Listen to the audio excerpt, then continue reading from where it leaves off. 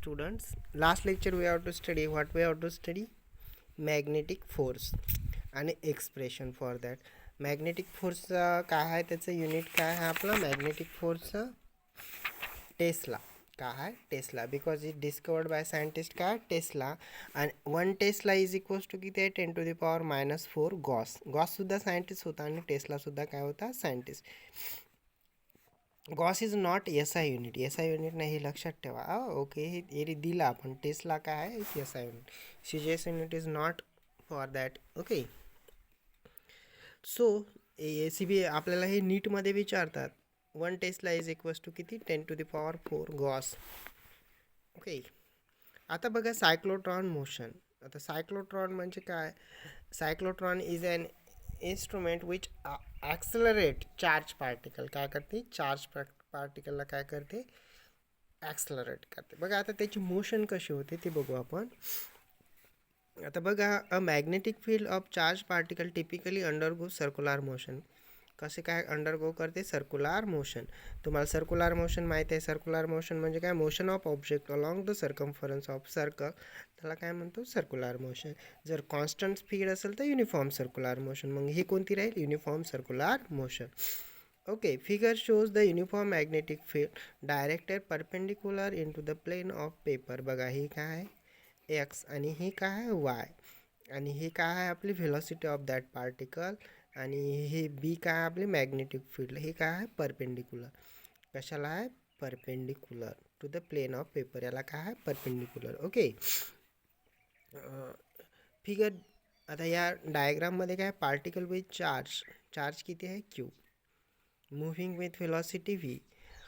velocity v and a uniform magnetic field किती b is directed into a plane of the paper. According to Lorentz law, magnetic force of the particle will act towards the center of the circle of radius किती राहते r, and this force will provide centripetal force, sustain uniform circular motion. We know that every circular motion there is a need of centripetal force. जिथेही circular motion आलं तिथं centripetal force लागतेच. जर centripetal force नसेल तर ती circular motion होऊच शकत नाही. ओके, मग इथं काय आहे आपल्याला सेंट्रिपिटल फोर्स माहीत आहे, mv² डिवायडेड बाय आर. हा झाला सेंट्रिपिटल फोर्स. आणि सेंट्रिपिटल फोर्स कोणता, मॅग्नेटिक फोर्स. मॅग्नेटिक फोर्स कुठे आहे, क्यू व्ही बी. बी म्हणजे मॅग्नेटिक फील्ड, व्ही म्हणजे व्हेलॉसिटी ऑफ इलेक्ट्रॉन, क्यू म्हणजे चार्ज. मग देअर फोर आता हे काय घेतो मी, mv² divided by R.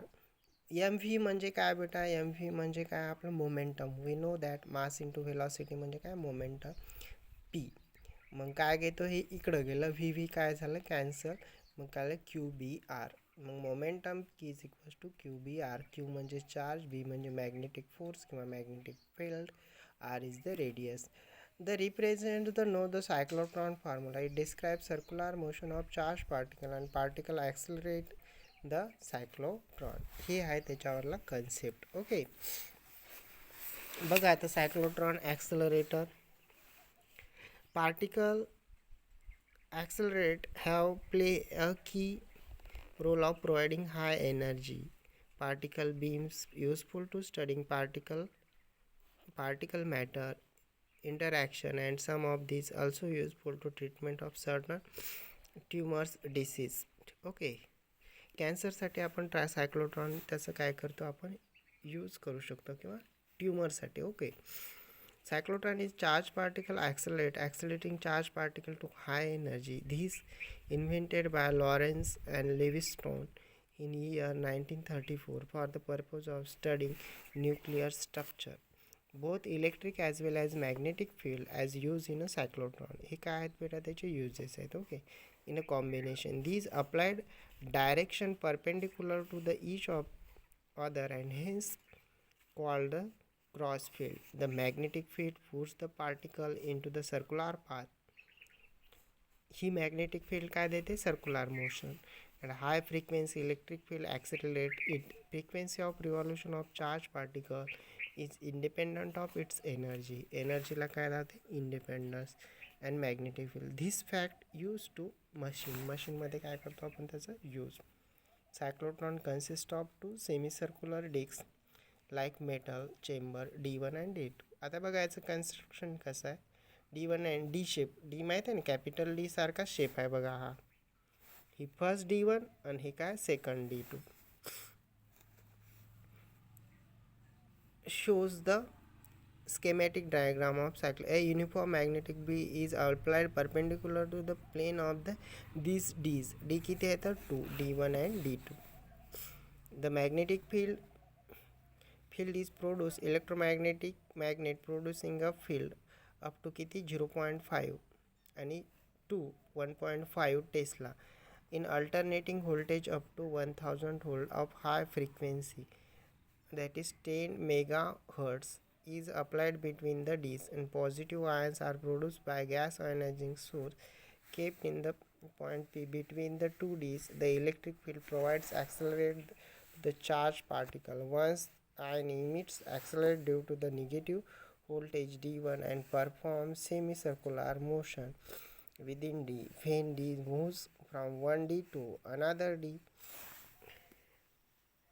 It accelerates due to the potential difference. काय होते पाहिजे, हा पॉझिटिव्ह असला की म्हणजे याचा हाफ सर्कल कंप्लीट होईल. हा पॉझिटिव्ह राहील तेव्हा काय राहील, हा काय राहील negative.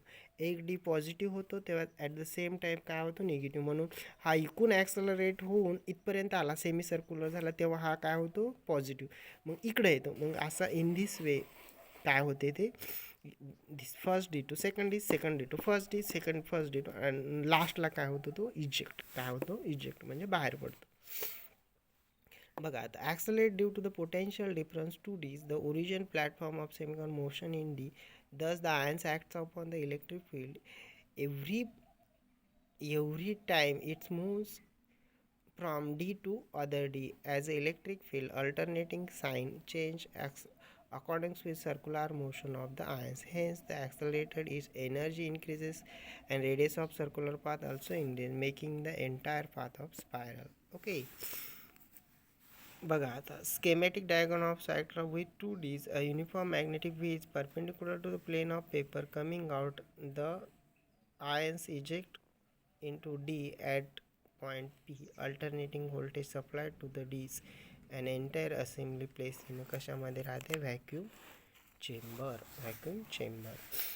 Consider a source place काय आहे P and moves in a semicircular path of Ds and gap between the two Ds at time interval T/2. एकाला टोटल टाइम किती लागलेला T, मग याच्यामधला याला T हाफ याला हाफ अर्धे. D1ला किती T/2, D2ला T/2 म्हणून T/2 घेतला. Periods using cyclotron formula mv is equals to qbr, where q is the charge on the ions. मग t is equals to काय 2πr divided by v किती आहे आपला qbr आणि हा m हा वर गेला. Okay, twice pi m divided by q because r get काय झाले cancel. This is the frequency of revolution काय येईल मग qb upon 2πm. ओके, उलट त्याच्या.